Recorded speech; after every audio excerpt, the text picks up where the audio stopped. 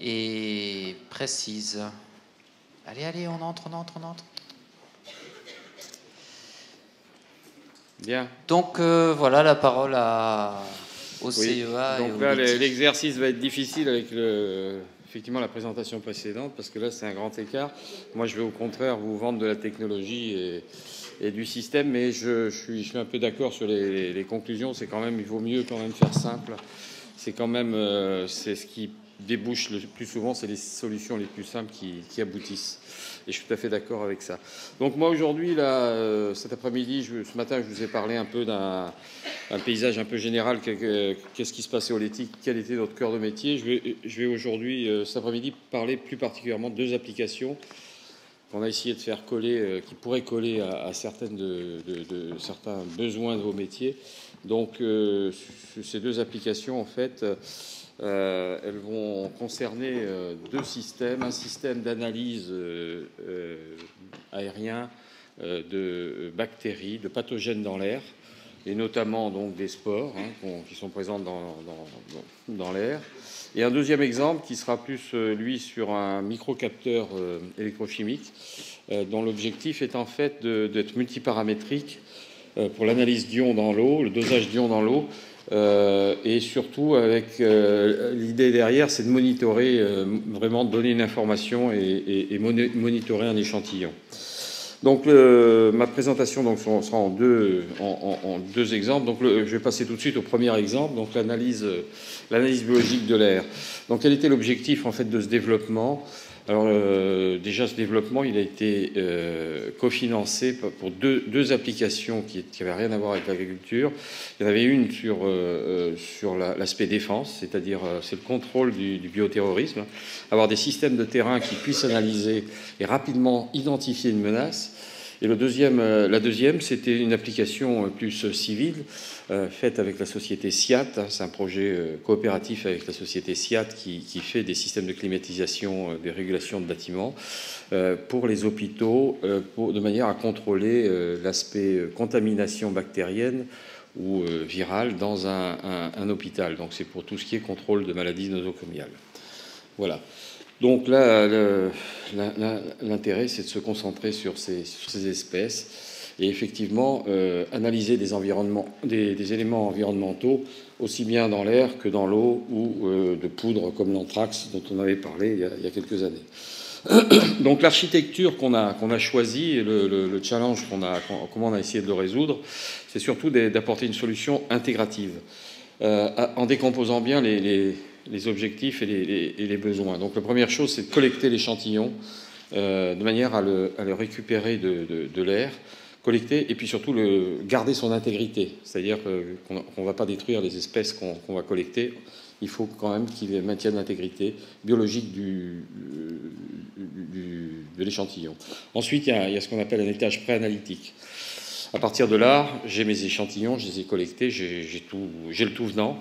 Derrière, il va falloir que je prenne la signature qui va faire que je vais reconnaître telle ou telle bactérie ou tel pathogène.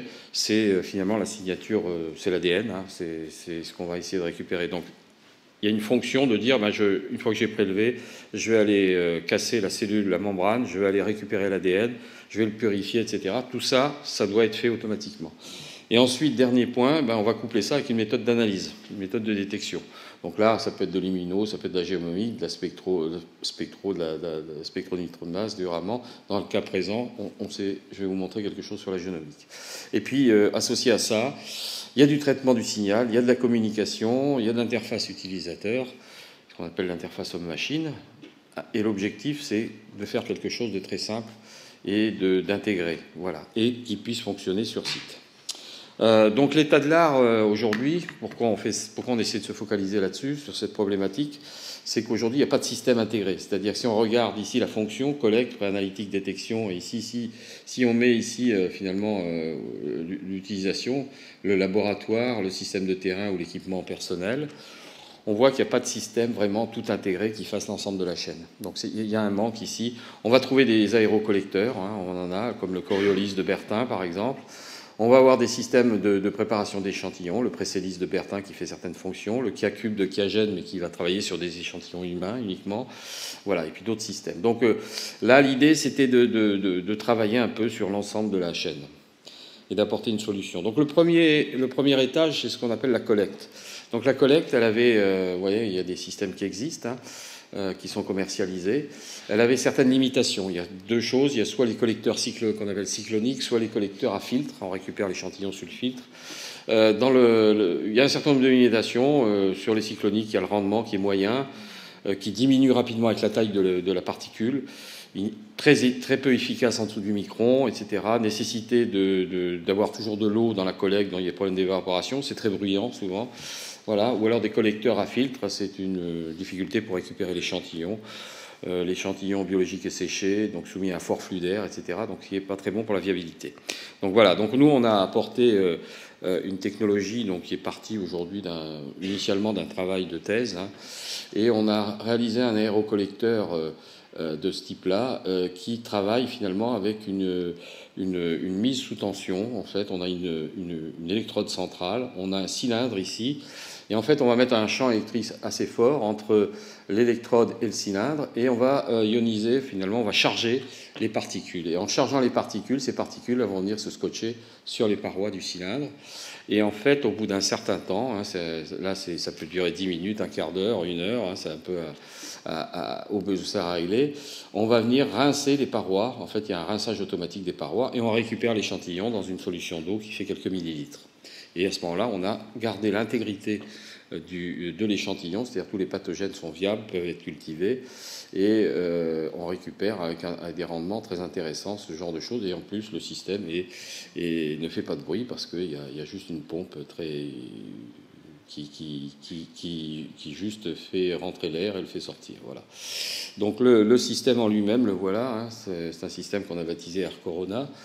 C'est un système de terrain, donc c'est pas un système vraiment portatif au sens où je me promène avec, il pèse quand même 5 kg, mais enfin on peut aller sur site, l'installer sur site et le laisser sur site. Donc le débit d'air est de 50 à 100 litres minute, et ça sert à monitorer l'environnement. Donc très bonne efficacité de collecte de 10 nanomètres jusqu'à quelques microns. Elle n'est pas limitée dans le temps, donc elle est réglable. Elle peut être multicollecte, il suffit d'adapter et de mettre des carrousels pour récupérer l'échantillon. Et les micro-organismes restent en vie, donc c'est une compatibilité avec une culture à la suite. Voilà, donc 75% d'efficacité de collecte entre 10 nanos et 1 micron. Donc ça, c'est vraiment l'intérêt de cette technologie qu'on est en train justement de transférer pour voilà. Alors après, il faut le caractériser, ce système. Donc ces systèmes-là sont caractérisés par le Robert Koch Institute. Alors ça, c'était surtout pour l'aspect vraiment manipulation de pathogènes assez agressifs. On n'est pas équipé pour faire ça, on n'a pas des laboratoires équipés, on travaille souvent avec des simulations. Et donc là, tous les tests ont été faits dans ce laboratoire. On a également travaillé avec l'INRA pour faire de la collecte au champ. Donc là, c'est un essai qui a été fait avec l'INRA à Avignon, dans un champ. C'est un benchmarking avec des systèmes existants. Donc on a enlevé la photo des autres, mais nous on était donc benchmarkés pour faire ça. Et depuis, on doit livrer à l'INRA, dans le cadre du projet Phénome, plusieurs prototypes de ce type-là, avec un carrousel qui permette de justement échantillonner sur une journée, sur une semaine, et d'analyser ensuite au laboratoire. Donc voilà ce genre de développement, et donc évidemment l'intérêt c'est de récupérer des spores et de les analyser pour savoir quel est l'environnement, mieux connaître l'environnement de la culture. Donc ça c'est le premier module, c'est la collecte. Deuxième module, c'est ce qu'on appelle la préparation d'échantillons. Donc j'ai l'échantillon, je l'ai récupéré dans un volume à queue, donc 10 millilitres à peu près, et donc je vais vouloir après aller plus loin. Donc qu'est-ce qui existe aujourd'hui? Quels sont les problèmes? Donc j'ai cité Bertin, j'ai cité Kiagen. Donc aujourd'hui, il y a une situation dans laquelle finalement on récupère des échantillons importants qui peuvent être de millilitres au litre. Donc qu'est-ce qu'il faut faire? Il faut concentrer, il faut aller très vite, il faut être compatible avec les microdispositifs. Après, ces espèces, elles sont souvent résistantes, c'est-à-dire qu'on a du mal à ce qu'on appelle les lyser, à casser la membrane cellulaire, et notamment les spores, c'est un problème. C'est un vrai sport. Et la lise mécanique est la seule solution pour. On a testé la lise chimique, plusieurs types de lise, et la lise mécanique est la solution pour récupérer l'ADN. Donc ça veut dire que ça déjà ça impacte sur le système. Ensuite, large variété d'échantillons, évidemment, contenant des interférents potentiels. Donc derrière, il faut arriver à purifier, virer ces interférents. Enfin, ce qu'on veut, c'est qu'aujourd'hui, il faut un spécialiste. Là, l'idée, c'est quand même que la personne qui sera dans la machine, elle vienne chercher les résultats ou qu'elle vienne juste mettre en place, lancer la machine, mais qu'il n'y ait pas du tout un spécialiste derrière. Donc c'est vraiment essayer d'avoir un système le plus simple possible à mettre en œuvre.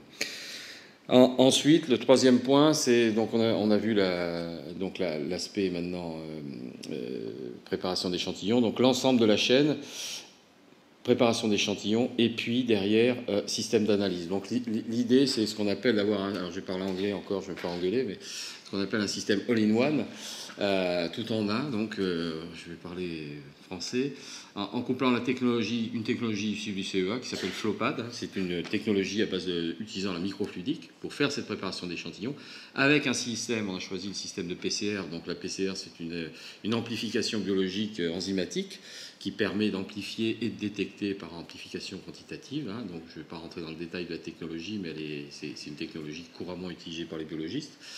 Et on utilise un système qui a été développé en partenariat avec la société Advanced Lead Logic, dont on voit le système de PCR intégré ici, sur cartouche. Et on va coupler ces deux systèmes. Donc c'est un système ici, un automate pour la préparation d'échantillons, avec un système de détection derrière. Au passage, Advanced Lead Logic, depuis le mois d'août, a été racheté par la société Illumina, qui est une grosse société dans le domaine de la biologie. Alors, le premier point, donc, sur la préparation d'échantillons, juste pour expliquer qu'est-ce que c'est FlowPad et comment on intègre la préparation d'échantillons, comment on l'automatise. En fait, c'est une carte plastique. On est parti sur on n'est pas du tout dans le silicium, là, on est sur du plastique. C'est une carte qui est au format carte de crédit, c'est comme la taille de votre carte de crédit. Et en fait, là, l'innovation, elle porte sur quoi? C'est que dès qu'on manipule des fluides, on a des problèmes de connexion. Il faut rentrer les fluides, il faut rentrer des réactifs, il ne faut pas qu'il y ait de fuite. Donc, c'est jamais très simple de connecter des tuyaux avec une cartouche comme ça. Donc, ce sur quoi on a travaillé, c'est qu'on a essayé de standardiser ça. Et ce qui veut dire, par exemple, qu'on a travaillé sur une méthode de clipsage. On prend la carte, on l'enclipse, et la connectique fluidique est assurée comme on le fait sur une connectique électrique. Lorsque je plug à n'importe quelle carte électrique, ou par exemple votre carte de crédit, lorsque vous la rentrez, vous avez tout de suite un système de contact qui lie votre carte de crédit. Et bien là, c'est de la même manière, ce n'est pas des électrons qui passent, c'est du fluide, et on a une technologie propriétaire qui permet justement de plugger rapidement, sans vis, sans rien, c'est automatiquement fait. On a directement l'étanchéité et les tuyaux, les raccords qui vont rentrer avec les réactifs et les échantillons. Donc voilà à quoi ça ressemble. Ensuite, derrière, c'est une petite plomberie, donc il y a des canaux, des réservoirs, et on va avoir des petites valves qu'il va falloir piloter. Il faut les ouvrir, les fermer. Alors tout ça, c'est intégré dans la carte, c'est des petites membranes, mais elles sont gérées par une pression. En fait, on a un système de pression qui vient souffler, pousser la membrane, qui la ferme, qui l'ouvre. Voilà. Donc en fait, tout ça, c'est dans l'instrument, et tout ça, c'est le consommable. Et on voit le système intégré avec toute la partie électrovanne, etc., tout ce qui gère les vannes derrière et la carte. Donc ça, c'est le procédé numéro 1. Dans cette carte, qu'est-ce qu'on va intégrer comme fonction? On va vouloir déjà concentrer, c'est-à-dire que j'ai mon échantillon d'eau avec tous mes pathogènes. Je vais d'abord essayer de les récupérer tous. Donc je vais faire ça avec des billes magnétiques fonctionnalisées. Ces billes magnétiques, elles vont venir scotcher un peu tous les pathogènes présents dans l'échantillon. Ça va nous permettre de tout concentrer et de laver, de tout nettoyer. Donc il y a des étages de lavage. Et après, ce sur quoi il a fallu travailler, c'est le rendement de collecte et de capture. Donc aujourd'hui, on a essayé plusieurs fonctionnalisations, par exemple. Et donc on arrive à des taux de fonctionnalisation qui sont de 40%. On a montré sur différentes espèces qu'on a ici. Donc avoir une méthode de concentration non spécifique et avec essayer d'avoir un rendement le plus grand possible, évidemment. Ensuite, une fois qu'on a collecté ça, on peut relarguer avec des moyens, on relargue ces espèces. Et derrière, l'étape suivante, ça va être ce qu'on appelle la lise mécanique, dont je parlais tout à l'heure, c'est d'essayer de casser la membrane cellulaire, surtout pour les spores. Donc avec ça, on a fait un micro-réacteur qui va broyer, avec des billes également, qui va broyer ces particules, ces cellules, et qui va exploser la membrane cellulaire. Donc voilà, donc la lise mécanique, c'est le moyen qui permet d'avoir l'ensemble de toutes les cellules, de toutes les espèces qu'on puisse liser. Alors les rendements sont faibles encore, on est à 25%. Ce qui se fait commercialement aujourd'hui sur le système de Bertin Pressedis, c'est 50%, on arrive à 50%, mais nous on l'a intégré dans un microsystème, on arrive à 25%. On espère évidemment remonter un peu plus ce rendement, mais aujourd'hui c'est l'état. On arrive à cette technologie qui permet quand même d'avoir ce rendement intéressant de lise. Donc ensuite, l'échantillon dans la carte qu'on a vue, ce qui va sortir, c'est quelques microlitres, une dizaine de microlitres d'ADN purifié, ce qui va sortir de la carte. Ok, 5 minutes. D'accord. Donc ensuite, je vais accélérer. Donc je vais aller sur mon système de détection. Donc c'est un système d'analyse qui permet de faire de la PCR. On a une étape de purification d'ADN qui est dessus, hein. Une étape de préamplification. On fait une PCR pour amplifier tout le signal, tous les brins d'ADN qu'on a. Et ensuite, on fait une mesure quantitative, une PCR quantitative, qui va nous permettre de screener différents types de pathogènes. On sait ce qu'on cherche. On va avoir des kits qui correspondent à tel ou tel pathogène directement intégrés sur la cartouche et ça va nous permettre de screener les différents pathogènes. Donc voilà, le principe, c'est qu'on a notre ADN purifié qui arrive ici, il est fragmenté en petites gouttes et on va l'envoyer dans d'autres types de réacteurs. Donc voilà ce que ça donne, hein. C'est de la microfluidique en gouttes, hein. Donc l'échantillon, je ne sais pas s'il s'est arrêté, j'espère que c'est pas grave. Voilà. Donc ensuite, voilà le lecteur de ALL qu'on utilise, qui est commercialisé aujourd'hui. Donc sur cette zone, on va avoir des zones de différentes températures, 60-95 pour faire la PCR. Justement, c'est des cycles d'amplification, de détecteurs qui vont suivre la réaction, hein, et ces petites gouttelettes qui vont se promener, qui vont tourner à différentes températures. On va faire ces cycles de température pour faire l'amplification. On fait à peu près 1 minute par PCR, par cycle de PCR, et on a un design qui permet de purifier, de préamplifier et de faire cette QPCR sur à peu près 20 PCR en gouttelettes. Les gouttelettes faisant à peu près 200 nanolitres. Voilà, donc juste pour vous montrer à quoi ça ressemble. Voilà, une fois que l'amplification se fait, on voit très bien les petites gouttes qui se déplacent, hein, c'est des petits trains électriques en gros, et on arrive à les faire se promener sur la zone chaude, sur la zone froide. Et on fait l'amplification de cette manière. Donc en fait, là, en gros, on fait de la fluidique discrète, hein, c'est-à-dire qu'on discrétise chaque élément et ça nous permet de faire une petite réaction dans chaque gouttelette. C'est ça l'intérêt de la technologie. Donc voilà. Et on arrive à la limite de détection est de à peu près 1,4 copies d'ADN par gouttelette. Voilà. Donc il n'y a pas de contamination croisée entre les gouttelettes, ça c'est important aussi, parce que les gouttelettes évoluent dans un bain d'huile, hein, pour éviter l'évaporation évidemment. Donc comme c'est de l'eau, on n'est pas dans l'air mais dans un bain d'huile. Donc voilà, donc juste pour terminer sur cette technologie, on est allé jusqu'à une démonstration. L'idée c'est d'associer ces 3 modules, collecte, préparation d'échantillons, détection, de ne pas le faire dans un système complètement intégré, parce qu'en fait, chaque module a son marché propre, hein, c'est-à-dire qu'il peut y avoir une demande pour de la préparation d'échantillons, une demande pour de la détection.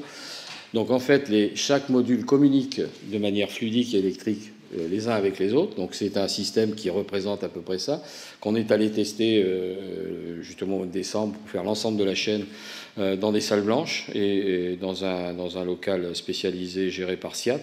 Et on a démontré qu'on était capable de faire l'ensemble. Donc on a fait le prototype pré-industriel qui permet justement de faire toute la séquence. Voilà, donc ça c'était un petit peu jusqu'où on va. Maintenant, le saut ultérieur, c'est d'arriver à faire un produit vraiment industriel. Pour terminer, je vais passer au deuxième exemple rapidement, parce que j'ai que quelques minutes. Voilà, donc j'ai 2 minutes à peu près. Donc là, on passe à un tout autre domaine. Là, l'idée, c'est de faire de la mesure de l'analyse d'ions dans l'eau, quelque chose de connu, de mesure de pH par exemple, détection de différents ions. Donc aujourd'hui, on s'est inspiré de ce qui existait, ce qui est commercial, c'est-à-dire ce sont des électrodes.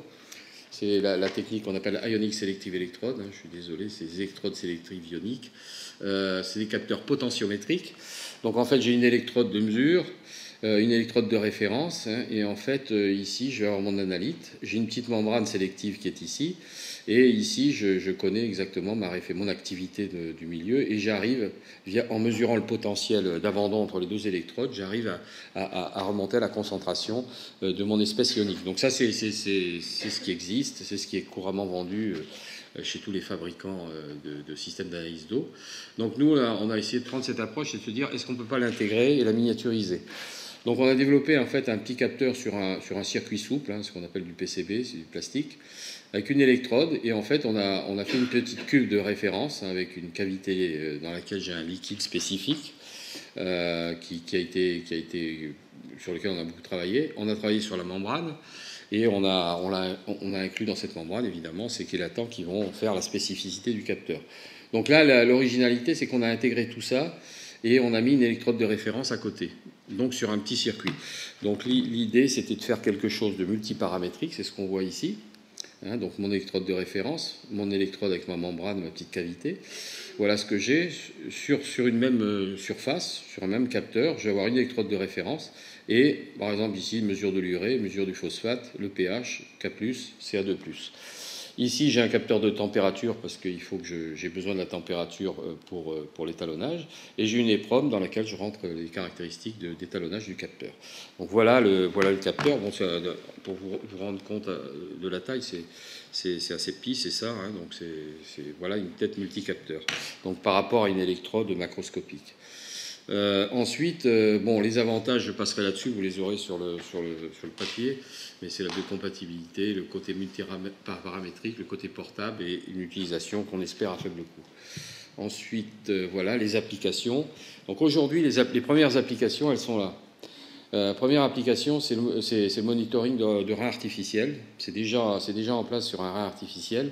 Et en fait, ça monitore en fait, le dialysat. Et ça permet vraiment d'avoir l'information. Donc ça a été testé sur un liquide qui n'est pas simple. Et ça a été prouvé sur une fonctionnalité de 4 semaines. Donc parce qu'on n'a pas besoin de plus dans ce cas-là. C'est juste avant une greffe, pour pouvoir libérer un peu le patient pour qu'il n'ait pas à venir à l'hôpital plusieurs fois par semaine. Le deuxième procédé, c'est les bioprocédés, c'est contrôler les bioprocédés, mesurer le pH directement in situ dans une cuve, et avec d'autres types de paramètres. Et l'autre type de marché qu'on vise, et qu'on espère en tout cas trouver des applications, c'est par exemple la culture hydroponique dont on a beaucoup parlé, mais avec l'idée de dire est-ce que je suis capable de monitorer ma solution et mon alimentation avec ma source, de manière à voir si elle évolue en termes de concentration et tout, en faisant évoluer le capteur vers la mesure de d'autres espèces. Juste pour terminer, ça aussi c'était quelque chose qu'on avait proposé à des gens d'agriculture, c'était de voir est-ce qu'il y a un intérêt aujourd'hui de coupler par exemple cette sonde qui est enterrée, qui permet de récupérer l'eau dans un échantillon de terrain, et de coupler et d'analyser. Alors aujourd'hui, c'est fait, on récupère l'échantillon d'eau, on va l'analyser au laboratoire. Là, l'idée, c'était est-ce qu'il y a un intérêt, par exemple, à coupler notre système d'analyse avec cette sonde, de manière à faire une analyse de terrain in situ et d'envoyer les informations au fur et à mesure.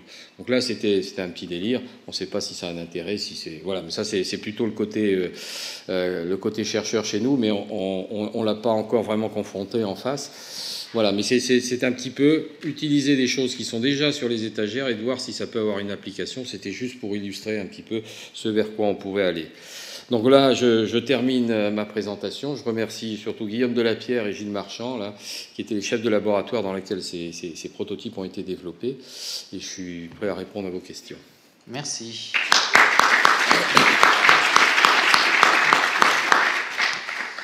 Je vous rassure, cette mesure des éléments minéraux d'une solution ou d'un sol au champ intéresserait beaucoup des conseillers. Voilà, donc pour ne pas avoir à envoyer les échantillons au labo, attendre 3 jours pour savoir si ça pouvait se faire directement au champ. Je pense qu'il y en a beaucoup qui seraient contents. On va passer aux questions, puisque le temps est un peu pressé pour le train du monsieur. Je voudrais savoir, concernant les analyses au niveau des pathogènes, donc vous avez un pool de pathogènes, et ensuite, par les techniques PCR, vous arrivez à tous les identifier. Oui. C'est ça ? En gros, les kits PCR quantitatifs, hein, c'est des kits commerciaux. Hein. Donc on utilise en gros les kits commerciaux et en fonction des pathogènes que vous cherchez dans votre échantillon, il faut savoir ce que vous cherchez. Hein. On ne cherche pas au hasard. Donc en fait, je dirais la cartouche finale qu'on voit dans le produit ALL, eh bien on va implanter dedans, je sais pas, ce que vous voulez comme pathogène, bien pas en tête, salmonelle, listeria, ce que vous voulez. Et donc vous mettez vos kits et vos consommables directement dans la cartouche. Mais vous savez que vous en screenez une vingtaine.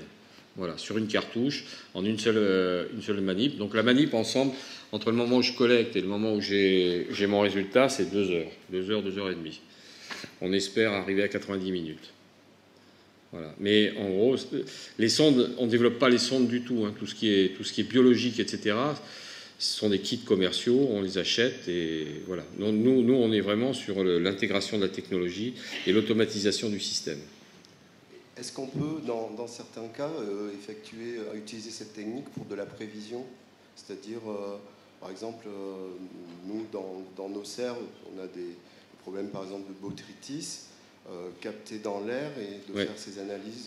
Absolument. Ça, c'est des choses dont on a discuté, c'est-à-dire c'est une espèce de préalerte. C'est-à-dire si vous avez une infection, une maladie qui arrive ou un pathogène qui va déclencher finalement que vous allez devoir traiter, il n'est pas impossible de dire je peux anticiper, avoir une préalerte comme la météo, quoi. Comme une alerte météo, vous allez avoir, attention, là effectivement on voit apparaître une croissance, une infection, enfin une croissance de pathogènes, donc c'est tout à fait envisageable ça, oui. Ça a déjà été utilisé ou pas en prévision? Ah non, aujourd'hui non.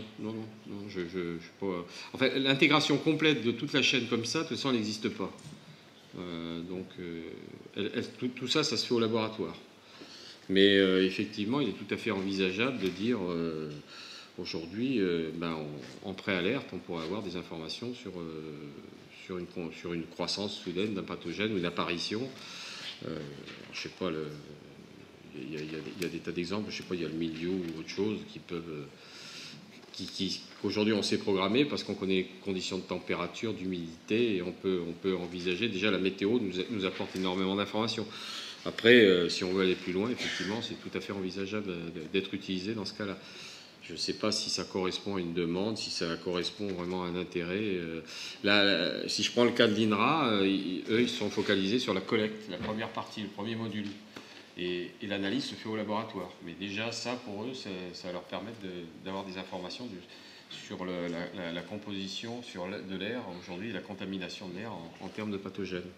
Et l'estimation du coût, un peu? Pardon? Du coût? Le coût, donc là, de toute façon, si on prend l'ensemble de la chaîne, hein, c'est plusieurs dizaines de kilos euros. Je dirais par exemple le premier module de collecte, ce sera en dessous de 10 kilos euros. Et après, si on prend toute la chaîne, c'est 50 kilos euros ou des choses comme ça. Aujourd'hui, j'ai pas de coût exact puisqu'on n'a pas industrialisé, mais ce sera ça le coût plus les consommables. Y a-t-il d'autres questions?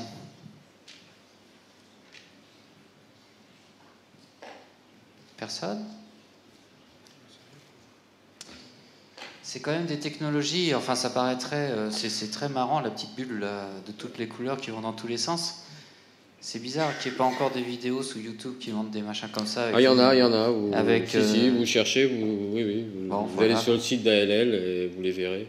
Et après, des technologies aussi qui paraissent maintenant aussi inapplicables au champ, ça finit par des trucs comme ça, où ça nous paraît naturel de taper sur l'écran un mot pour aller chercher quelque chose sous Google, et c'est des serveurs aux États-Unis qui répondent en quelques millièmes de seconde et qui renvoient par onde là-dessus. C'est quand même assez incroyable.